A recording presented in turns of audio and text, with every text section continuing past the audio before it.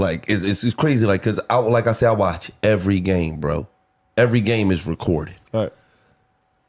I see the personality change in you. I see you go from your first couple years. I'm keeping it all the way real with you. Everything was a smile. Yeah. You foul a nigga, you like ref. That was a foul. We like now. It's more of.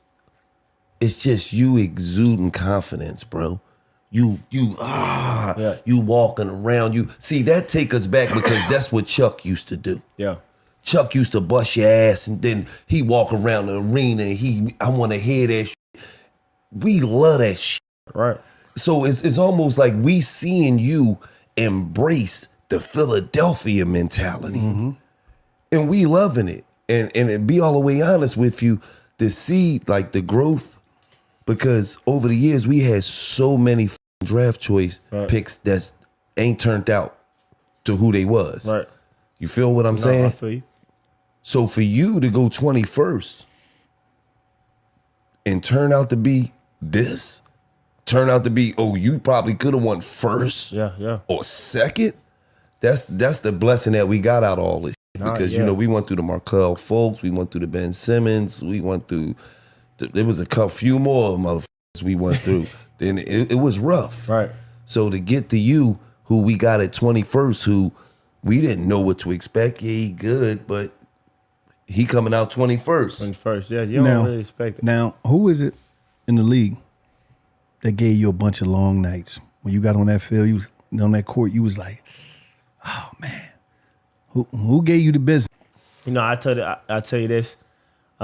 This when I knew the NBA was real. My first real game, first regular season game, my rookie year, Ish Smith came down right at me.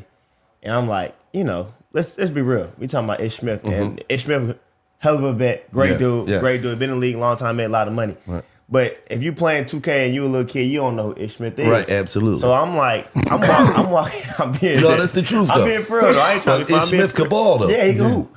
So then I'm walking in, like, shooting around, and Mike Scott, we used to have Mike Scott on the team. Yeah. He said, Ish Smith gonna get you with that cross. And I'm like, man, I ain't worried about none of that. I check in the game. The very first play, I'm backpedaling. Ish Smith, whoa, layup. Mike Scott took the ball, said, yeah, welcome to the NBA. I said, hold on now. So I was like, so when I see Ish Smith from there on now, I'm like, let me tie my shoes up a little tight. Let me tie my shoes up a little tight. But I say him and then for my first couple years, it was Drew Holiday, man. Like my second year, and we played them in Milwaukee.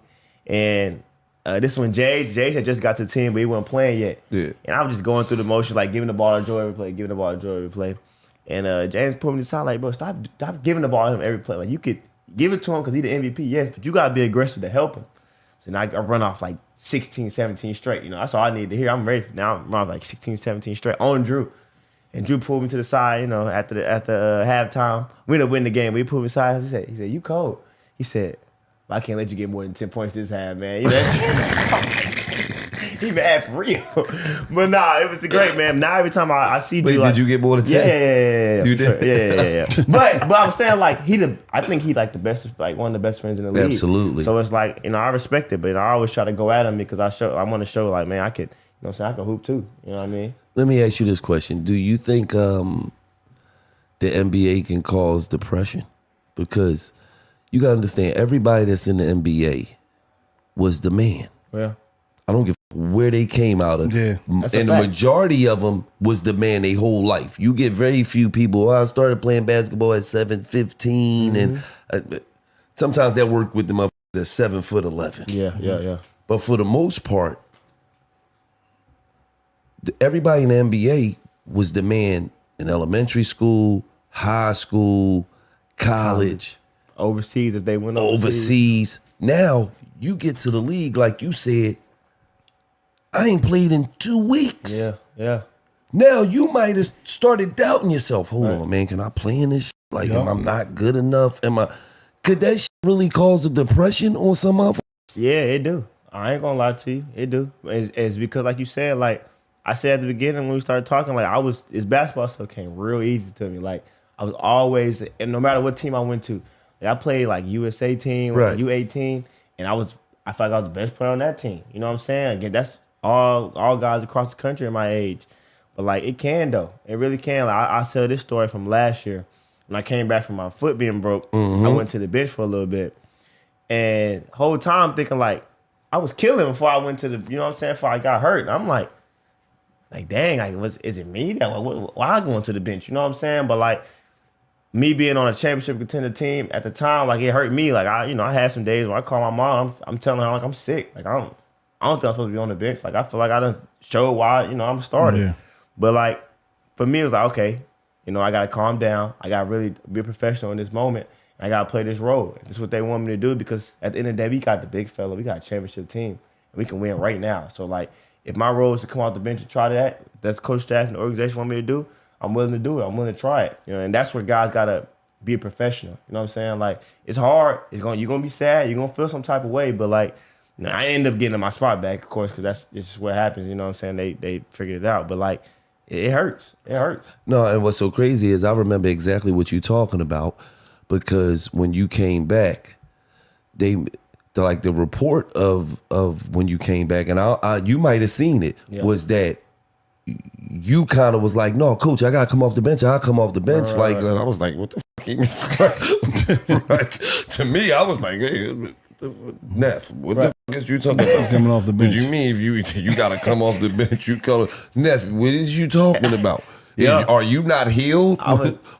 So for you to sit here and tell that story is crazy. Yeah. How the news really put you out there like you was the good guy. No, he came back and he was like, no, the team's rolling, and if I can come off the bench to help the team, I'm like, what the fuck was Neff talking about? And you say, no, that ain't even how it was. But for me though, like I said, like I was hurt, I was upset about it, but I'm like, you know what? I gotta be a professional in this situation. This can go where did that come from? Ways. Where did you learn that? Get to have that emotional intelligence to be on point, to be like, you know what? Let me put that to the side and let me think this through. I'm gonna go back to my roots, man. I grew up with both my grandmothers in the house, so it's like they always just tell me like, no matter what situation you in, you gotta make the best of it. You know what I'm saying? It's like in that situation at that time, you could be selfish and think about yourself, or you could think about the bigger picture. And I'm thinking about, man, you know what? If this works out, and we win a chip, we all gonna eat. You know what I mean? So it's like I gotta put my pride to the side. I gotta put my feelings to the side, my emotions to the side, and go out here and hoop for my team. And then it all works out. I went out there and hoop, came out the bench, had like 4 or 5 20-point games, and then like, all right, you know what? Oh yeah, you wasn't on the bench too long. I think that was like a week and a half. Yeah, so I ain't doing no tripping on it. I ain't really tripping on it. Yeah, we got it now. This year, what's going on? Because I'm in the process. How many more games is left, Gil? It ain't even All-Star break yet, man. So when is we get All-Star break in February? And where the playoffs come around? Because I ain't been out of the game in a while. Around when? Around April, man. That's when I'm be picking my team. Now, I'm telling you right now. I'm letting you know right now. If y'all act right, Sixers will be my squad. I'm telling you. We don't want you to. Sixers will be my squad if y'all gonna do this thing right. You had a Chiefs hat on like 2 weeks ago. Yeah, he's vicious. And my boys too. I gotta go see the team soon. But what I'm saying is I only deal with winners. So if y'all act right, y'all might get a fan. I'm a diehard fan. I'm gonna scream at the parades and all that. Yeah, but we don't want you. I'm just keeping it real. We don't want your bum ass. No, they got it. Listen, man. I would keep it all the way real though. They talking about doing a trade and all of you hear that in the news. Right. I don't really want a trade to happen. I feel like right now we know the pecking order. Mm-hmm. I feel like every great championship team, you got to know the pecking order. Right. You got to know who's the best player, who's the second best player, who's the third best player. Like, you got to understand who the superstars are. You got to understand them roles. You got to understand the roles. Yep. I feel like right now, we got one of the most unselfish teams. I feel like you can feel the energy that everybody want to win. Yeah. And we know the pecking order. So it's okay. The other night you was off, right? Right. It didn't matter. Mm-hmm. You keep shooting that motherfucker. Mm-hmm. Always. Because at the end of the day, you is him. Yeah. So we gonna live and die on him. Yeah. Got to. You feel what I'm saying? Got to. Look how much better Tobias Harris look with the ball flowing. Right. He hooping. He hoop. And then like you said, man, first of all, I'm gonna give a shout out to Nick Nurse, Coach Nurse. Shout out to Nick Nurse. Because he been huge. He been huge. Yes. He been huge. You know, he came in from day one. He put us all in that in where we were in minicamp. And he said, we're gonna change some things. And he started with the big fella. He said, we can't play the way that we've been playing, just throwing it to you, going heavy ISO every single time. And the big fella bought into that. And when he buy in, them other ones behind me, we got to buy in too. We got to fall right in line. You know what I'm saying? That's the MVP of the league. That's the best player. He playing better than he ever played right now. Ever. And you know it's crazy. His assists is up. He love it too. Yeah, because it's crazy, but it's almost like Nick Nurse put Joel more in a Jokic role. Yeah. When he got the ball more. Because let's be for real. I watch every Sixer game. In the last 3 years, we ain't had one backdoor goddamn layup. I'm just keeping it real. Right. Now, we get a bunch of backdoor layups. We get a bunch of, and that's what it's about. Mm-hmm. It's about playing basketball to the best of your ability. What's a backdoor layup? You know, okay. The game for whereas though, I might act like I'm coming around this way, and I go back door. And Joel Embiid get 2 assists a game doing that. Right. You feel what I'm saying? Right. And then it's personnel too. Absolutely. We got guys like Kelly, guys like Nico, Rocco, like big Mark, pickup. You know what I'm saying? Like, and Kelly is like Kelly and Nico. They like perfect for big fella. Yes, they. You know is. what I'm saying? Like Kelly, he cut into the rim. He trying to dunk everything. You know what I'm saying? Nico is like the perfect passer for the big fella. He's 6'8", 6'9". You know how to play the game. That shit overseas. This is one dude on the team. That's my guy. I always say it. I like him. I forget his name. He light skinned. He got like the gold tee. He coming in and be lighting shit up. He about my height. Like your height? Yeah. Melt? You talking about Melt? Melt too. Melt too. Melt's he been get huge crazy. as well. He going in and get crazy. Yeah. Out of nowhere. He been huge too, man. He been huge. And like guys, just like you said, man, we knew our rank. When Nick Nurse put that, like he implemented our roles and like he put that into place, like guys really bought in, man. And it's like when you got guys that's gonna buy in, that's sky's the limit. And I feel like this team has a lot, like the chemistry's high. And we talked about a lot of people. We ain't talked about Pat Bev yet. Like, Pat Bev's my guy. Him. But you know, Pat Bev's our guy. I already know. Shout out to Pat Bev and Barstool. Shout out to the Pat Bev podcast. Pat all Pat want to do is sit on his podcast with his legs crossed. Yeah, chill. Hey, get deep. Yeah. No, because I told him, he came at such and such, and I had told him, stop that shit. Yeah. No, Pat Bev been huge, man. I'll meet you in the back. Pat Bev gangster though. Pat bring that good energy. He do. He bring a lot of energy. He connect with the crowd. All that stuff help. Believe it or not. Not even just the crowd. With us in the locker room. You know, Pat Bev guy. He came at me after the Miami game, and he was like, you know what? Everybody gonna say, oh, Tyrese, okay, it's okay. You know what I'm saying? Because you play bad. He said, F it, I'm saying you got to pick it up without Joel.